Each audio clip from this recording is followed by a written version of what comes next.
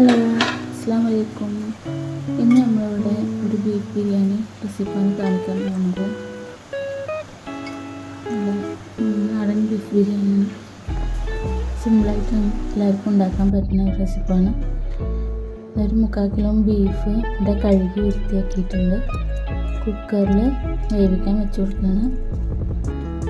Beef മുഴുവനായിട്ടിട്ട് അതിൽ 1.5 spoon കുരുമുളക് പൊടിയും 1 സ്പൂണ് മഞ്ഞൾപ്പൊടിയും പാകത്തിന് ഉപ്പും ആവശ്യത്തിനുള്ള വെള്ളം ചേർത്ത് ഇളക്കിയിട്ട് വേവിക്കാൻ വെക്കണം.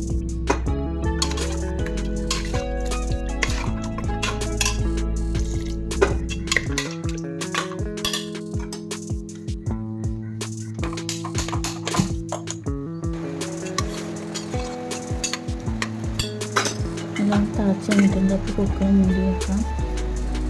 അടുത്തത് നമുക്ക് ഇതിലേക്കുള്ള ഉള്ളി വറുത്തെടുക്കാം. ഉള്ളി കിസ്മിസും കാഷ്യൊക്കെ നമുക്ക് വറുത്തെടുക്കാം. അതിലേക്ക് നെയ്യ് കുറച്ച് ഒഴിച്ചിട്ട് ഒരു സബോള നൈസായിട്ട് അരിഞ്ഞത് ഇട്ട് ഗോൾഡൻ ബ്രൗൺ കളർ ആവണ വരെ നമുക്കൊന്ന് വറുക്കാം.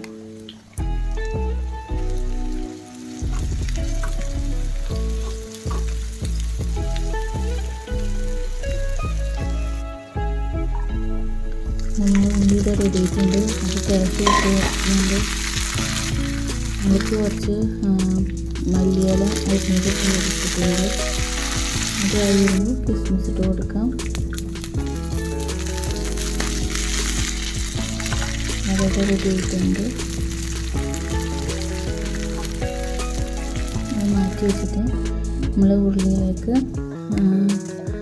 ഒരു പാകത്തിന് ഓയിൽ ഒഴിച്ചിട്ട് ഒരു 3 സവാളയാണ് എടുത്തിട്ടുള്ളത്.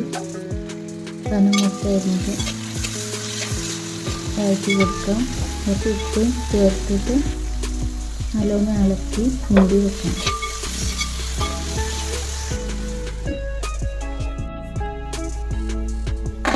ഇപ്പോൾ ഇതാ ഉള്ളിയായി വന്നിട്ടുണ്ട്. ഇനി ഇതിലേക്ക് ഒരു 1.5 സ്പൂണ് ഇഞ്ചി വെളുത്തുള്ളിയും പേസ്റ്റ് ഇട്ട് കൊടുക്കാം. അതിനൊപ്പം തന്നെ ഒരു 6 പച്ചമുളക് അരിഞ്ഞിട്ട് കൊടുക്കുന്നുണ്ട്.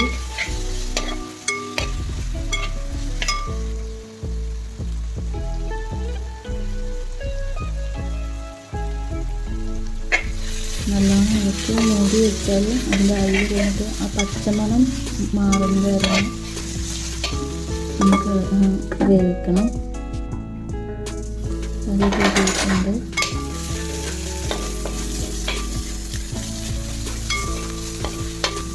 തക്കാളി ഇട്ടിട്ട് അരിഞ്ഞ് നമ്മൾ കൈ കൊണ്ട് ഒന്ന് നല്ലോണം തിരിഞ്ഞ് ഉടച്ച് അത് വേഗമായി കിട്ടും. അതും ചേർത്ത് കൊടുക്കാം.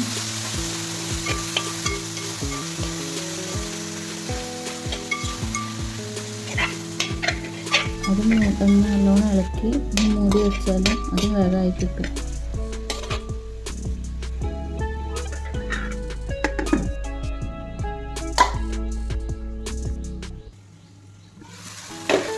അതാണ് തക്കാളി ഇവിടെ റെഡിയിട്ടുണ്ട്. നിങ്ങൾ ഒന്നത് ഉടച്ച് കൊടുക്കാം.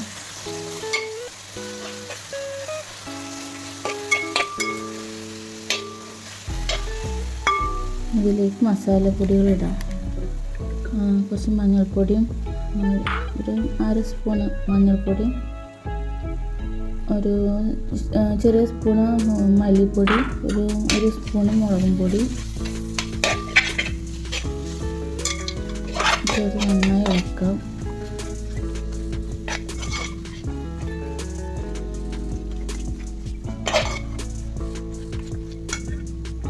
പാകത്തിന് കുരുമുളക് പൊടി ഒരു സ്പൂണോളം കുരുമുളക് പൊടി ചേർക്കാം.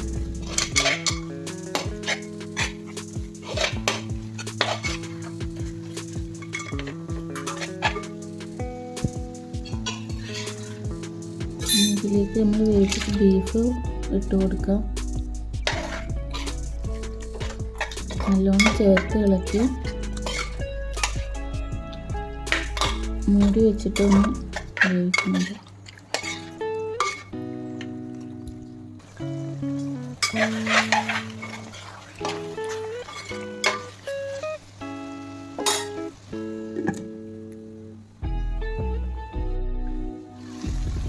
ബീഫ് മസാല ഒക്കെ പിടിച്ച് വന്നിട്ടുണ്ട്. ഇനി അതിന് 1 കപ്പ് തൈര് ഒഴിച്ച് കൊടുക്കുന്നുണ്ട്. അതിന് ശേഷം ഒരു ആവശ്യത്തിനുള്ള ഗരം മസാല ഇട്ടിട്ട് പിന്നെ കുറച്ച് മല്ലിയില അരിഞ്ഞതും ചേർക്കണം.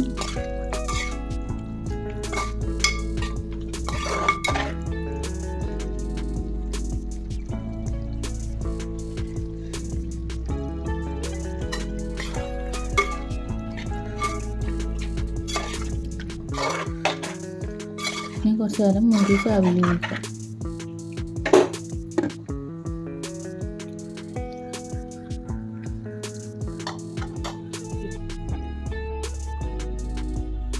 നമ്മളുടെ മസാല റെഡി ആയിട്ടുണ്ട്. ഇതിൻ്റെ കുറുമ ഇനി നമ്മൾ ചോറ് ഇവിടെ വേവിച്ച് വെച്ചിട്ടുണ്ട്. അത് ചേർത്ത് ദമ്മിടാം.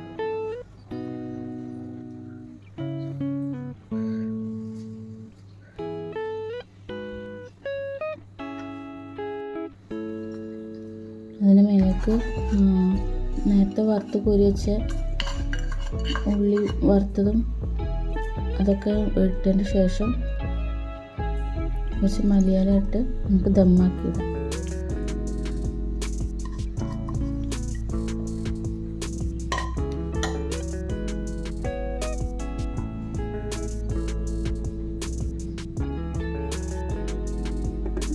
അങ്ങനെ ഒരു 10-15 മിനിറ്റ് അതിന് ഇരുന്ന് അതിന് ശേഷം ഇതാ ദമ്മ പൊട്ടിച്ച് നമ്മൾ ബിരിയാണി ഇവിടെ റെഡി ആയിട്ടുണ്ട്.